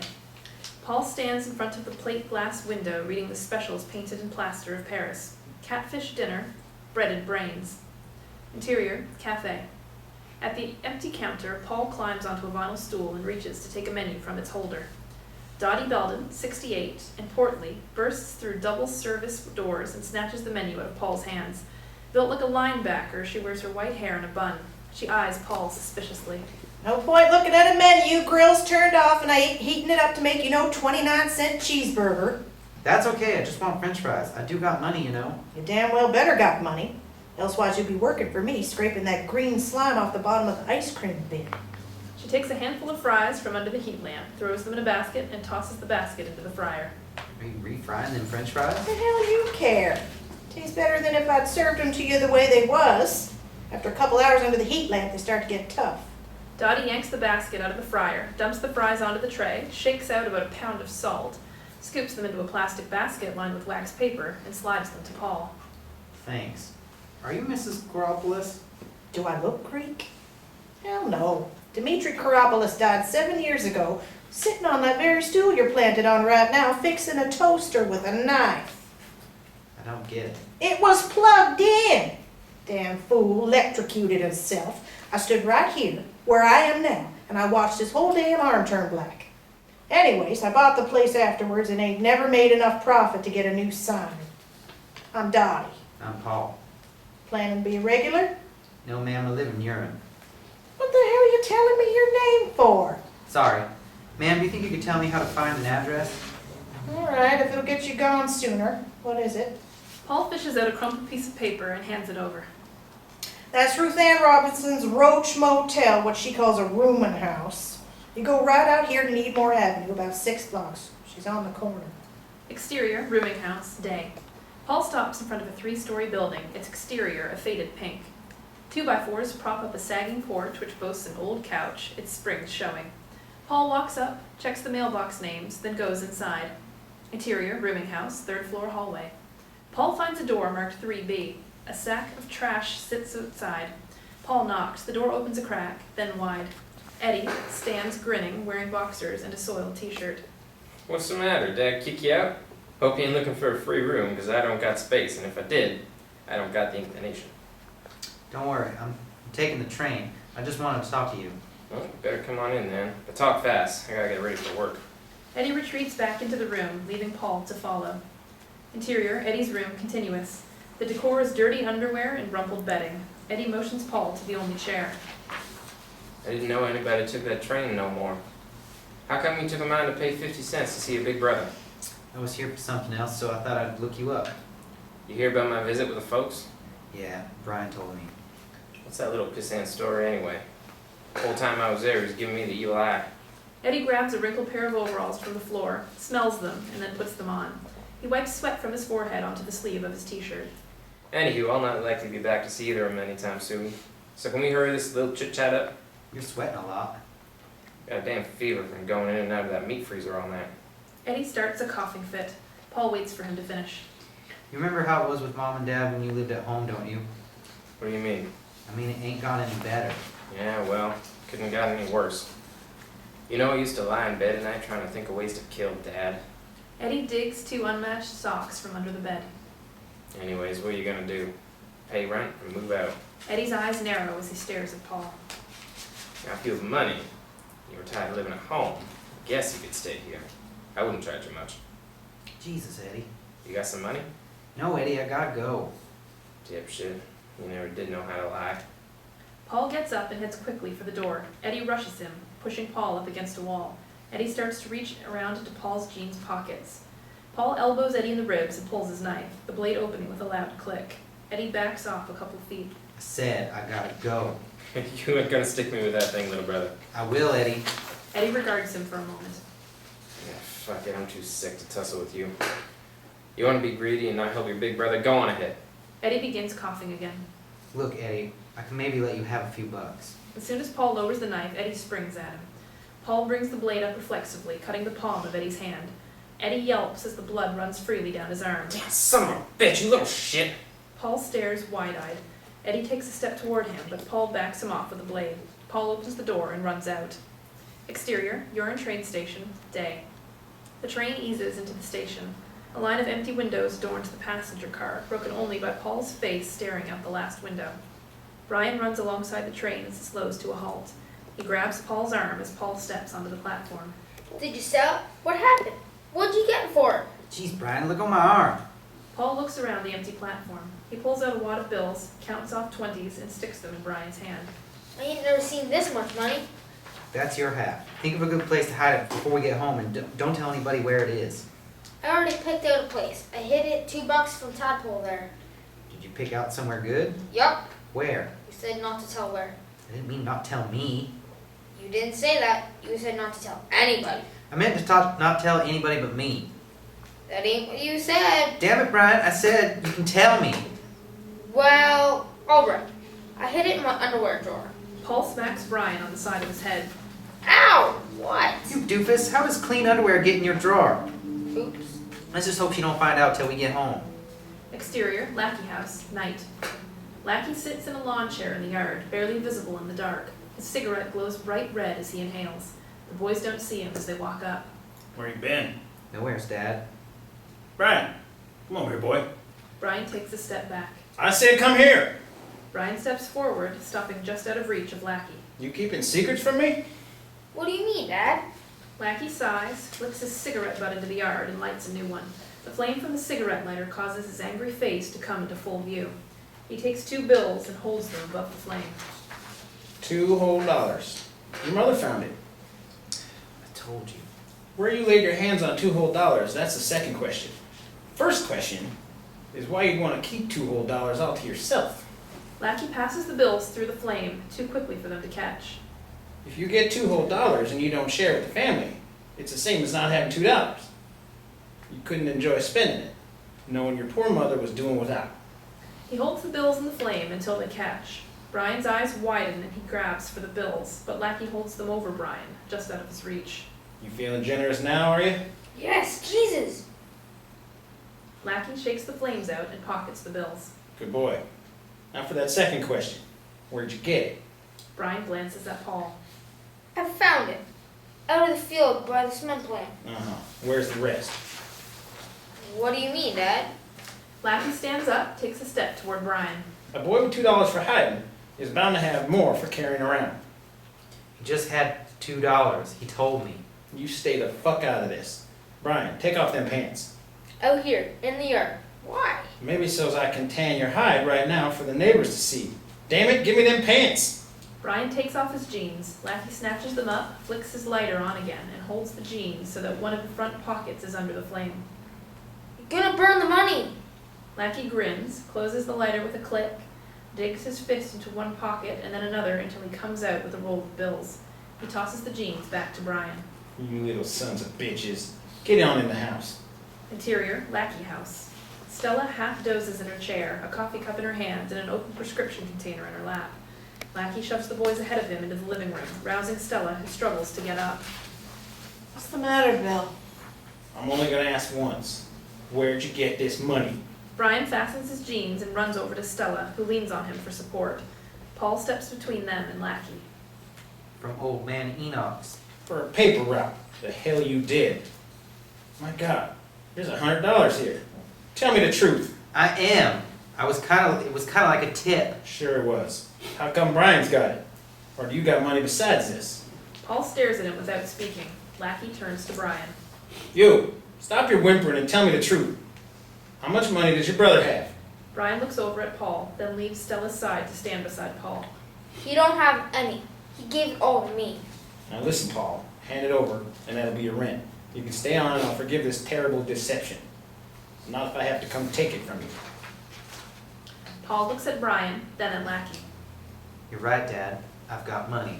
And I ain't giving it to you. Wrong answer. Paul backs up as Lackey approaches. Suddenly, brown liquid flies into Lackey's face.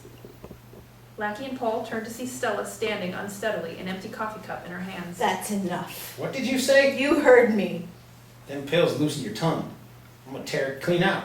He menaces her with his arm raised, ready to backhand her, but stops at the sound of the front door opening.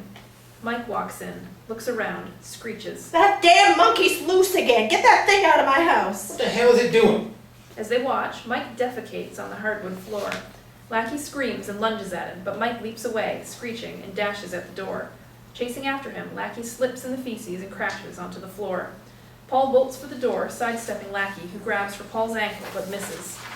Damn it to hell! Woman, help me up! Stella stares at the open front door, looking stunned. Lackey, grimacing, stands up on his own. I got monkey shit on my shoe. Run off into the night. All my boys go running off into the night. Lackey opens a closet door and rummages around until he finds what he's looking for, a baseball bat. He turns in time to see a coffee cup hurtling toward him. He ducks and it shatters against the wall. Go ahead, beat me. Show your boy what a big man you are. Brian, get out of my way unless you want to be first. Brian bursts into tears and runs out the front door. Brian! Lackey looks at her, shakes his head, walks out the door. Stella stands, her body racked with sobs. After a moment, she goes back to her chair. Exterior, Frank Street, night. Brian looks up and down the deserted street. Paul? Exterior, Frank Street, in front of Auto Graveyard. Brian walks down the street, stopping at an empty lot overgrown with weeds, where dozens of junk cars appear to float in the moonlight. The only sound is the chirping of crickets. Brian pauses, then walks in among the junkers, his image fading into the blackness. Hard footsteps silence the chirping. Lackey appears, bat in hand, looks around. He turns his head at a creaking sound, followed by the slamming of a door. Paul? Son of a bitch. Lackey steps into the sea of rusting hulks. Exterior, middle of Auto Graveyard. Brian goes from one junk car to the next, looking inside. He tries to see in the cab of an old pickup, but it's too high.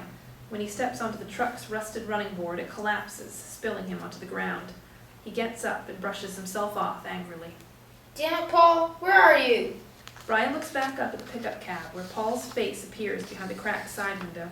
The cab door opens slightly. Paul suddenly looks fearful, then disappears from sight. A big hand grips Brian's shoulder and spins him around roughly. Boy, where's your deceitful brother? Brian's lower lip starts to tremble. Lackey grabs Brian's throat and squeezes it. You sure you ain't gonna speak? Brian makes choking sounds. Lackey pushes Brian away and looks around. He notices the pickup door slightly ajar. Interior, old pickup. Paul lies on his back on the bench seat. Lackey's face appears in the driver's door window and comes alive with anger when he sees Paul. Feeling around frantically, Paul finds a hole where the passenger door handle should be. Lackey flings open the driver's door, drops the bat, and starts to get in. Paul grabs for the passenger window crank. It comes off in his hand. Lackey squeezes into the cab. Paul curls into a ball against the passenger door. When Lackey grabs at him, Paul kicks out with his feet. Lackey grabs a flailing foot and starts dragging Paul out. As Lackey drags Paul past the steering wheel, Paul grabs it and holds tight. Paul kicks for leverage against the seat with his free leg. His foot slips just as Lackey leans in to grab it and lands squarely in Lackey's mouth. Exterior, old pickup, continuous. Lackey screams and staggers backward. He holds both hands to his mouth. Blood trickles out between his fingers. You broke my damn tooth! Paul slips out of the cab before Lackey can recover. Lackey drops to his knees, moaning. He collapses in a heap. Paul approaches Lackey tentatively, kicks at him, then bends down next to him. Is he dead? I can hear stinking breath wheezing out. He must be passed out. Did he really break his tooth off? Beats me. I'll tell you what, I sure ain't gonna wait around and find out. Paul turns and walks away, and Brian follows. Exterior, middle of auto graveyard. Fireflies flash around the boys as they walk back toward the street. The chirping of the crickets resumes. When they reach the blacktop, Brian starts in the direction of their house, but Paul hangs back. After a few steps, Brian stops, looks back, then returns to Paul. They make brief eye contact, then look away. What you gonna do? I don't know exactly. I know what I'd do. I'd hop me a bus. You ain't never even been on no bus. You ain't never either. Paul scuffs his shoe against the road. After a second, Brian does the same thing. Maybe they won't sell a ticket to a kid. If you got money, they'll sell you a ticket. You got money. Brian reaches down to peer at a lightning bug perched on the tip of a blade of grass. He cups his hands and captures it. Don't kill it. Paul chews on his lower lip and looks at Brian. You could hop the bus with me. Can we take Mom? No, dumbass. When you run away, you don't take your mom. Brian looks at Paul for a moment, then swallows and sniffs. Brian's mouth twitches at the corners. Then I ain't running away. Brian begins to cry. Paul tries to put his arm around him, but Brian shoves him away. Okay, but listen. Brian turns away. Paul grabs him by the shoulders, turns him back, and shakes him. Hey, listen to me. Are you listening? Brian gets his sobs under control and stares at Paul. You gotta stay out of Dad's sight. How? Brian, I can't figure out everything. From somewhere behind them, they hear a rustling noise. They turn quickly to see the mother cat trotting past them. Brian wipes at his face with his sleeve. So, that was a good idea that I had about the bus, right? Yeah. Brian opens his hands. The lightning bug flashes twice, then flies off. Brian looks at Paul, then turns and runs. Paul stares after him for a long moment and heads the other way. Exterior, auto graveyard. Lackey crawls among the rusted heaps, groaning and feeling around for something. His fingers locate the baseball bat. He uses it to pull himself up. Exterior, Frank Street, night. As Paul walks along the blacktop, Mike emerges from the bushes and tries to match strides. What do you want? Mike gives a beseeching grin and tries to take Paul's hand. Jesus. Paul takes Mike's hand. They walk together into the night. Exterior, Enoch's house, night. Roscoe sits rocking on a porch chair. Mike runs up and leaps into Roscoe's arms. The light from the street lamp doesn't quite reach the porch. Paul walks up, but stands a safe distance away. Who is it? Lackey? The hell did you do to my monkey? Nothing. Mike decided to come visit. I walked him home to you. He likes to be neighborly. Say, how come I didn't get no paper today? Don't expect I'll be delivering the paper no more. Good. You were a worthless paper boy. But I thought you needed the money. Come into some good fortune, did you? Think maybe you know I did. Roscoe looks at him for a moment. Of course I know. Brian says you said he could keep it, but I guess you ought to know what he found. Roscoe snorts. Who do you think buried the damn thing? But if you know what it was, why would you let him have it? Them coins is worth a lot. Not to me. How come? Them old coins were what you might call tarnished with bad memories. Roscoe puts Mike down, motions for Paul to sit. After a second, Paul does. Do you know who gave those old coins to me? My daddy. You had a daddy? I wasn't no damn virgin birth. I had a daddy. No account one. But he gave you them coins. Right before he died. Like he meant to atone for his sins. But by then I hated him. And these coins reminded me of him. So after I buried him, I buried them. Roscoe squints at Paul. From what I know about your daddy, by the time he dies, you might know how I felt. I ain't gonna be around for any of that. How's that? I'm leaving town. Roscoe considers for a moment, then leans over to spit. So them coins is your ticket out. You figured out where you're gonna go? Not exactly. My dad ran my brother Eddie off. He went to Bedford. I'll tell you what. In honor of never having to see your skinny ass around here again, I'm gonna buy you a drink. Roscoe steps off the porch and heads toward the garage. Paul follows at a safe distance. Interior, Enoch's garage, back room.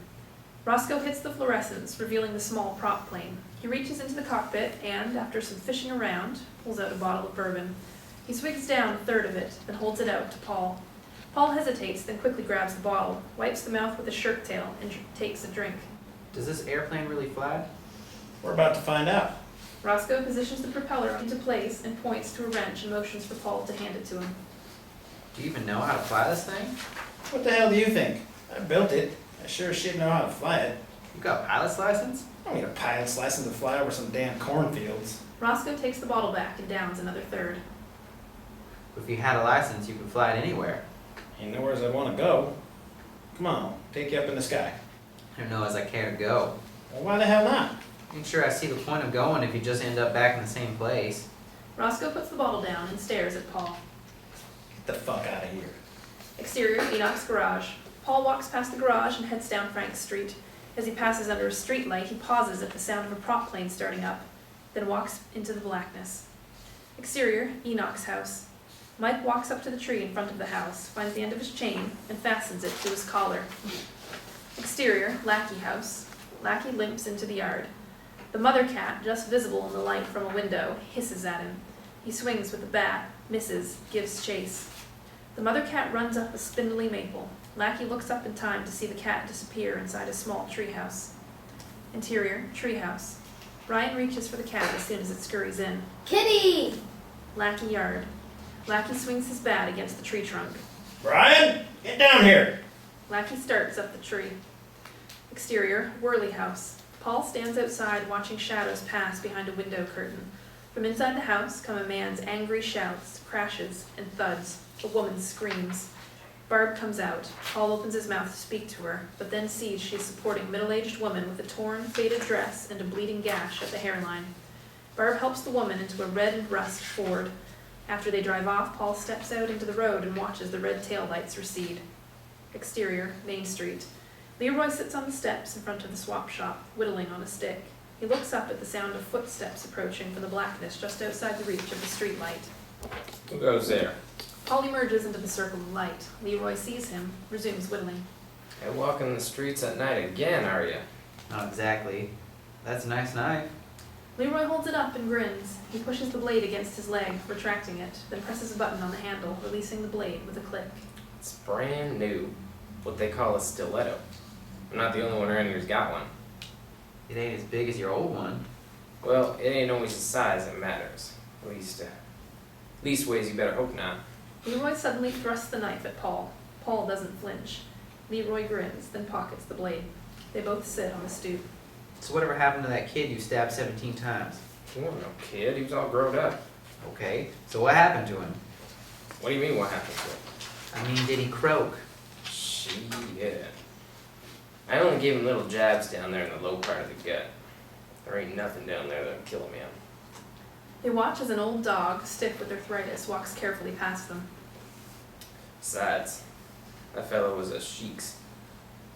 Them sheikses may not have much, but one thing they got is intestinal fortitude. Leroy smiles at his joke. Exterior, laughing house. Brian stands in the yard, his chest heaving with sobs, one hand touching an angry red welt on his cheek, as Lackey walks over to the pickup, bat in hand. Lackey pulls open the driver's door, tosses the bat inside, and gets in. You wait till I get your worthless brother back here. You'll both get a lot worse than that. He guns the engine and takes off. Exterior, Main Street. Paul takes the switchblade out of his pocket. Hey Leroy, do me a favor. Hell no. What is it? Give this to my brother sometime. Leroy takes the knife. This old ball cutter again? How come you don't give it to him yourself? I think I'm gonna be gone for a while. Where to? Beats me. Away from here anyways. How you traveling? Figure I catch the bus somewheres. Leroy stands up and pockets both knives. In the distance, the airplane warning lights from the cement plant's smokestacks blink on and off. 2 tiny red dots in a black sky. Leroy cuts off a nose hair with his stiletto. Yeah, I'll head out here myself one day. What's stopping you? Devil I know, I guess. Reckon I'll drive you to the bus stop. Nothing else to do tonight. Thanks. They start toward Leroy's car. It's probably a good thing you're leaving. How's that? This town ain't big enough for 2 knife fighters.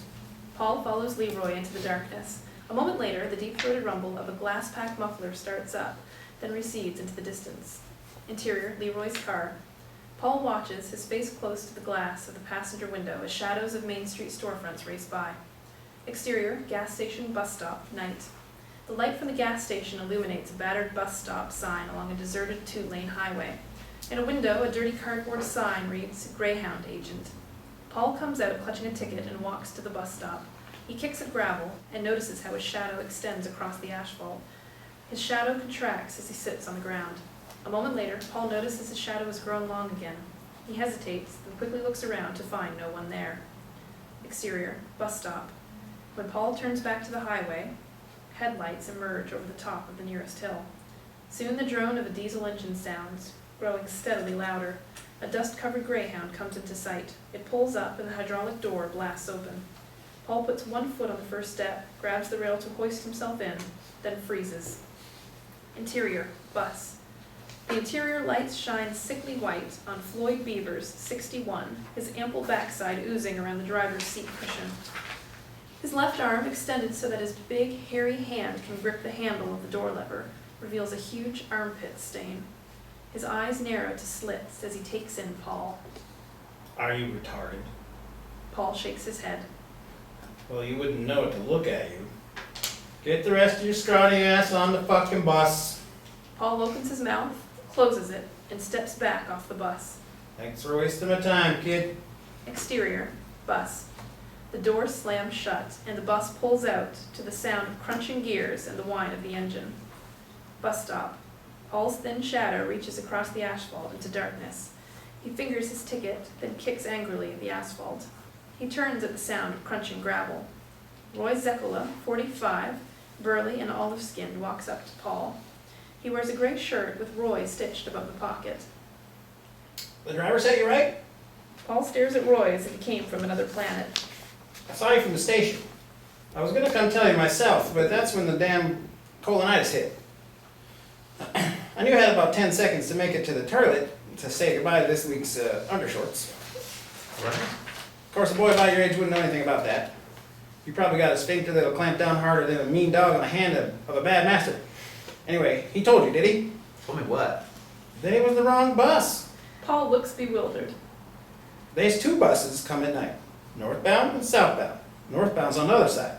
Paul looks across the highway to another bus stop sign. So that bus that just come. That was a southbound. Driver didn't tell you? Paul shakes his head. Then how'd you know not to get on it? Roy looks at Paul for a moment. The rising drone of an approaching bus breaks the silence. Well, hey, you get a second chance then. How often do those happen? Not once in my sorry ass life, I'll tell you that. If you was married to my wife, you'd know the meaning of regret. A pained expression takes over Roy's face. Uh-oh, here comes the second wave. Have yourself a good ride, kid. Paul watches Roy trot back to the station. Exterior, 2-lane highway. Lackey's pickup roars past a sign reading Miller's Esso, Greyhound Agent, 0.5 mile. Exterior, northbound bus stop. It's another dusty Greyhound. The hydraulic door blasts open, revealing a wave of bluegrass music. Interior, bus. Chub Lindsay, 49, jolly rotund, grins and reaches for the volume knob of the radio. Whoo, boy, passenger. Come on aboard. Paul climbs on. Chub shakes his hand. Call me Chuck. Thought it was just gonna be me and the old gospel bluegrass station all the way to Chicago. Paul smiles and sits near the front. Leave them windows cracked. We got a little exhaust leak problem. Y'all sit tight. I gotta drain the lizard. Chub leaves the engine idling and gets out. Passenger window seat. Paul watches Chub walk toward the station. Once Chub is out of sight, a black pickup tears into the lot. Lackey gets out, looks at the bus. For a moment, Lackey and Paul make eye contact. Lackey fishes the baseball bat out of the cab and strides purposefully toward the bus. Paul looks toward the bus exit, then scurries, hunkered down, toward the back of the bus. Front of bus. Lackey bounds up the metal steps and stares at rows of empty seats. He starts down the aisle, checking each seat. Floor at rear of bus. Paul watches Lackey's feet as Lackey steps closer. The hell with this. Bus aisle. Paul stands and steps into the aisle 2 rows in front of Lackey, startling him. They lock stairs. Driver click your ticket yet? Give it to me. We'll get a refund. Paul shakes his head. Lackey raises the bat. Go ahead. What did you say? Go ahead and hit me. Lackey brings the bat down against a metal seat bar. Paul grabs at the bat, but Lackey pulls it free and butts the head of the bat into Paul's chest. Paul's knees start to buckle. Lackey drops the bat, catches Paul, and shoves him against the bus rear door. Holding Paul by the neck, Lackey fishes through Paul's pockets with his free hand. He pulls the ticket out and sticks it in his shirt pocket. Lackey pulls another of Paul's pockets inside out. A rubber band wad of bills flies out and rolls down the aisle, along with something that hits the floor with a clang. Damn it to hell! Lackey releases Paul and drops down to grab for the money. He just misses, and the wad rolls under a seat. Space under seat. Lackey's gut won't clear the crawl space. His fingers touch the money roll, but only manage to push it farther away. Bus aisle. Paul watches as Lackey's legs flail away without managing to push him any further under the seat. Lackey starts to back out from under the seat. When Lackey's head emerges, Paul reaches for the bat that Lackey dropped. Lackey sees him and grabs for the bat himself. They have a tug of war, but Lackey, still on his knees, can't get leverage. Paul yanks the bat out of Lackey's grasp. As Lackey looks on, Paul throws the bat out the window. Lackey snorts. I don't need no club to make you mine. Get down there and get that money. No. Yes, damn it, get in there, I said. Lackey starts to get up on one knee, but Paul stops at a loud crunching sound. Lackey looks down to see a metallic object on the floor. He picks it up. It's Lackey's pocket watch. For the first time, Lackey looks uncertain. How did you get this? I took it. Why? Lackey pulls open the dented brass cover. Pieces of broken crystal fall out. It's broke. Lackey stands, his big hand clenching and unclenching around the watch. He turns to the front at the sound of nasal bluegrass singing. Front of bus. Chubb bounces up the steps, gut jiggling, a coffee thermos in one hand. Now, over the hill to the poorhouse. I must wander along there to die. I'll tell you what, them restrooms could smell better. Chubb sets the thermos down by the driver's seat and starts to sit, but stops when he notices Lackey. What the hell's going on down there? Lackey's face reddens. I asked you a question, mister. Lackey looks down at the space he just crawled out of, then at Paul, then at the floor again. Lackey spits. Chubb glares at him. There's no spitting on the bus. Y'all either got a ticket to give me, or you need to get. Lackey looks back at Paul. He unclenches his fist. The watch drops to the floor. Lackey takes the ticket out of his pocket and walks up to Chubb. Lackey tears the ticket in half, throws it on the floor, and stomps off the bus. Chubb shakes his head, picks up the torn ticket halves, and looks at them. He looks at Paul, then smiles. The Windy City. That where you're headed, son? Paul nods. All right then. Y'all need to take a seat. Chubb grabs for the door handle. The door hisses closed. Passenger seat. As the bus pulls out, Paul looks out to see Lackey staring sullenly back at him. Once Lackey is out of sight, Paul's whole body relaxes. Bus aisle. Paul glances at Chubb, busy singing and shifting gears. Quickly, Paul scampers back to the seat Lackey was trying to crawl under. Paul drops to the floor, scoops up the watch, then crawls underneath the seat, reappearing with the money roll. Passenger seat. Paul stuffs the wad of bills into a pocket, then opens the brass cover to Lackey's pocket watch and examines the shattered crystal. Paul shakes the watch, then winds it. He holds it up to his ear. It's ticking. Paul smiles. He closes the watch's cover and looks out the window at the southern Indiana hillsides. barely illuminated in the moonlight. Cut to, exterior, Whirly house, weeks later, day. Barb kneels by the sidewalk, holding a box turtle. When she sets it down, it heads for the grass. She nudges it with her foot until it heads back onto the sidewalk. She absent-mindedly picks at a scab on her thigh. Brian walks up and stands a few feet away, watching. What you doing? I'm training him for the turtle race. He keeps trying to wander off course. She nudges the turtle back onto the walk again. You know, learn pretty soon I'm gonna have to use a different method of persuasion. Brian watches her for a few minutes, then turns to leave. Where are you going? I don't know. What's the matter, bored? It's been 2 weeks What's been 2 weeks? since Paul left. Barb picks up the turtle and puts him in a cardboard box. She walks over to Brian. You miss him, I bet. I hate him. You miss him if you want. Thanks, but I don't need your permission. I wonder how he's doing. I don't care. I hate him. No, you don't. Barb and Brian look up at the sound of an old pickup truck just clearing the hill 100 yards down the road. Barb waves as it passes. Who was that? Leroy? You know, the knife fighter. Shit, I have something for you. She runs into the house and emerges a moment later, holding something behind her back. She brings it out suddenly. It's the switchblade. Hey, it's my brother's knife. How did Leroy get it? And how'd you end up with it? Your brother told him to give it to you. He presses the button and the blade snaps out. He runs his finger along the edge. Hey, it's what? Yuck! It's somebody's blood. Do you think it could be Paul's? It's mine. I just tried it out a little. Brian glares at her. I miss him too. Who said you could use my brother's knife? She doesn't say anything. He pockets the knife, starts to walk away, then turns back to her. So he left it for me? I think he wants you to take care of it for him. Until he comes back for it. Something like that. He chews on his lower lip for a moment. Hey Barb, What? you could borrow it sometime if you wanted. Thanks. I could use a good knife sometimes. Hey Barb, What? if you was to hear from him, you think maybe you could let me know?